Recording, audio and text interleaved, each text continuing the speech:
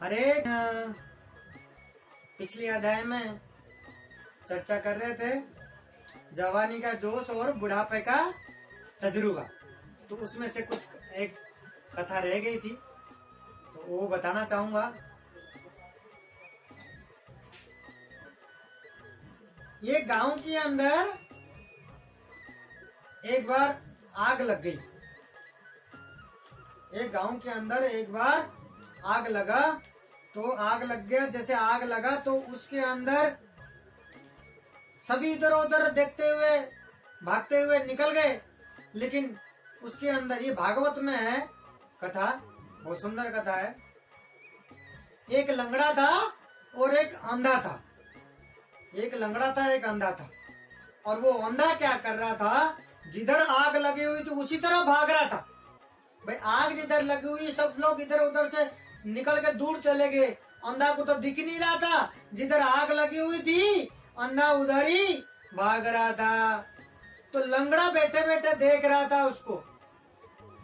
वो तो भाग भी नहीं सकता, बैठे बैठे देख रहा था। देख तो सकता था, वो देख रहा था कि आग की तरफ भाग रहा। उसको आवाज देते हुए रोका इसको कि रुक जाइए, रुक जाइए, आप जिधर भाग रहे हो उधर आग जल रहा है, आप पीछे आइए मेरे पास। फिर उसको बोला कि मैं लंगड़ा हूँ, मैं देख सकता हूँ और आप देख नहीं सकते, आप चल सकते हो, आपका पैर है।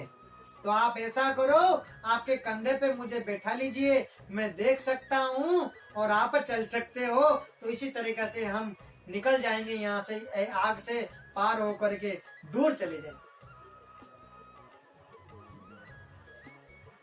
इसी तरीका से एक अंधे और एक लंगड़ा। तो इसका मतलब ये है, अंधा, जो अंधा है वो जवानी है, जो अंधा है वो जवानी है, और जो लंगड़ा है वो बुढ़ापा है। अंधा होता है जो, वो जवानी का समय होती है, और जो लंगड़ा होता है वो बुढ़ापा का समय होता है। तो इसी तरीके से अंधा और लंगड़ा दोनों मिलने में जो बुढ़ापा का समय और जो जवानी का समय, और जब दोनों मिलता है तब जा करके सब कुछ आनंदमय होता है। ये भगवान ने अच्छे सुंदर कथा के भाग में भागवत में समझाए थे। तो वो कथा, ये जवानी और बुढ़ापा के अंदर जो जवानी का जोश और बुढ़ापे का तजुर्बा है, उसके अंदर ये मिलता है। तो उसी तरीका से भगवान के बहुत अनेक कथा हैं। भगवान ने सब कुछ इस संसार में के लिए, सबके सब सारे चीजों से हर समय के लिए सब कुछ बताए हुए हैं। तो उनके बारे में जानना, उनके बारे में पढ़ना बहुत हमारे जीवन में अति आवश्यक है। तो इनको अपने जीवन में उतारें और जीवन में काम में लेने से हमारे जीवन बहुत आनंदमय होती है, आनंदमय हो जाता हो। ये हमारे को हमारे जीवन में हमेशा के लिए करना होगा। तो और एक छोटा सा कथा सुनाता हूँ। ये गांव के अंदर एक दुकान था, मतलब इसके अंदर एक ज्ञानी है और एक भक्त है।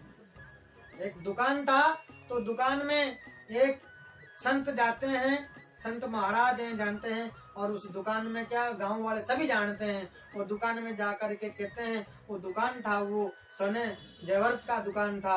और संत जाकर के बोलते हैं कि मुझे एक इसे हाथ में एक अंगूठी पहना दो। तो दुकानदार हाथ जोड़ के बोलता, प्रभु ये क्या कह रहे हैं, क्या कह रहे हैं आप ये। तो बोलते हैं, ये संत बोलते हैं उनको कि पूछते हैं कि क्यों जिदा करे हो।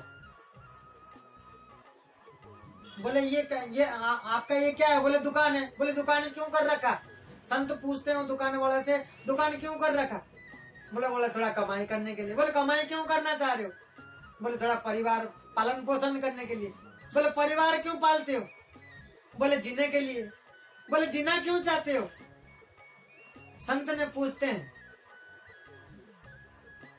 बोले जीना इसलिए चाहता हूं, भगवान ने दिए।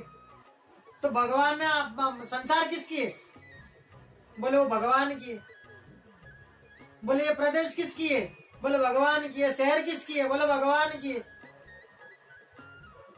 तो वो दुकान वाला पूछते हैं, बोले आप कौन हो। बोले मैं भी भगवान की हूं और आप भी भगवान के हो। बोले मैं भी भगवान की हूं, बोले आप भी भगवान के हो। तो संत पूछते हैं, बोले ये हाथ क्या तेरे बाप की है? तो जब तू भगवान की है, जब मैं भी भगवान की हूं, संसार भगवान के, सब कुछ ये भगवान के दिए हुए हैं, तो ये हाथ भी तो भगवान की है। जो कमाई भी करते हो वो भी भगवान की है।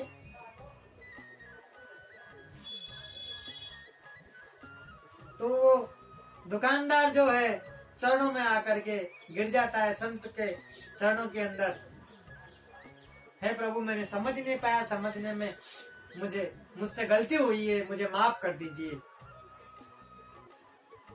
तो कभी कभी हमारी क्या है, बुद्धि धोखा खा जाती है, डगमगा जाती है। तो हम हर समय में जीवन के अंदर ये भगवत कथा जीवन में उतारेंगे, इनको पढ़ते रहेंगे, भगवान के बारे में भक्ति के मार्ग पे चलेंगे, तो हमारे जीवन हमेशा के लिए आनंदमय रहेगा। तो जीवन के अंदर धर्म और मर्यादा और प्रेम हमेशा बना रहेगा। मर्यादा और प्रेम और धर्म ये हमेशा बना रहेगा जब हम हर समय में सब कुछ भगवान के बारे में पढ़ते हुए, जो लिखा हुआ हमारे जीवन के बारे में इस संसार के अंदर जन्म से मृत्यु तक तो करते हुए चलेंगे, तो बड़े जीवन में आनंद आता है और सब चीजें आनंदमय होकर के जीवन निकल जाती है। तो हमेशा हमारे को जीवन के अंदर हर पल में ध्यान रखना होगा कि कुछ भी हम करते हैं वो सब कुछ भगवान में देखते हैं, भगवान देखते हैं। तो क्या अच्छे कर्म है, क्या करना चाहिए अपने को, कि ये काम नहीं करना चाहिए, ये गलत है। भक्ति मार्ग में रहेंगे वो अपने आप ही पता चलता है, एक स्पिरिट आ जाती है अपने में, अपने अंदर एक स्पिरिट ऐसा शक्ति आता है। तो कोई भी कार्य करते हैं जीवन में हर पल के अंदर अपने आप एक मन के अंदर अंतरात्मा से एक एहसास हो जाता है कि नहीं ये गलत है, ये नहीं करनी चाहिए। तो कभी कभी क्या करता, माया क्या खींचता है, ध्यान हटाता है अपने से। मन कभी भक्ति मार्ग में आते हैं और भक्ति करने लगते हैं, भगवान को याद करते हैं, तो इस संसार के अंदर एक क्या है, माया है। माया क्या करता, हमेशा ध्यान को खींचता है, उसमें से भटकाता है, ध्यान भटका लेता है। तो ये भक्ति मार्ग में अपने को हमेशा वो करके चलना होगा कि हमेशा कभी भी कोई अच्छा काम करो, कभी कोई चीजें में सीधा जाओ, कुछ ना कुछ आपने देखा होगा जीवन में कुछ ना कुछ अड़चन आता है, कुछ ना कुछ रुकावट आता है। तो वो क्या है, वो माया है। माया खींचता है, अच्छे कर्म करने नहीं देता, अच्छे रास्ते पे जाने नहीं देता।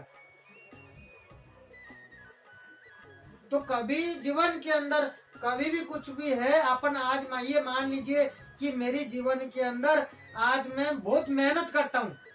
सबके जीवन में होती है ये चीजें कि कई तो बहुत मेहनत करते हैं लेकिन इनको उनके कमाई और फल इनको कम मिलता है। इसका मतलब ये है उनके कर्म कुछ ना कुछ उन्होंने खराब किया है या कर रहे हैं।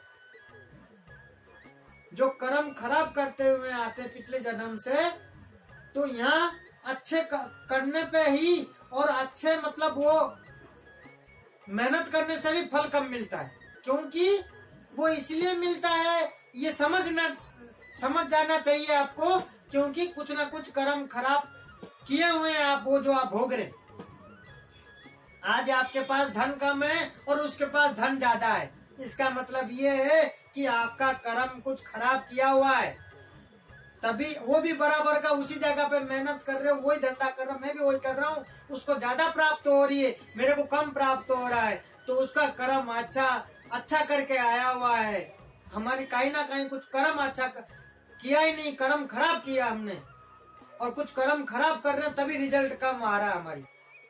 उसको ढूंढ निकाल करके उसको सुधार करना है। और उसको कैसे, जैसे मैंने पिछले अध्याय में बताया था, सिर्फ पाप के अंदर मुक्ति पाना है, सिर्फ भक्ति मार्ग के अंदर कृष्ण राम के नाम जपने से, नाम लेने से ही मुक्ति मिलेगा। तो उसी तरीका से जब भी कुछ इस तरीका से जीवन में होती है तो उसको जीवन के अंदर ढूंढ के निकाले और उसको सोचे, अपने कर्म के अंदर, अपने कर्म के अंदर ढूंढे कि क्या कमी है तो उसको सुधारें और भक्ति मार्ग में वापस, जो भगवान ने संसार के अंदर गीता के अंदर उन्होंने सब कुछ बताया, सब कुछ लिखा हुआ है, तो उस मार्ग पे चलेंगे, अवश्य आपको सफल मिले। तो इसी तरीके से भगवान की कथा आगे और चर्चा करते रहेंगे। हरे कृष्ण।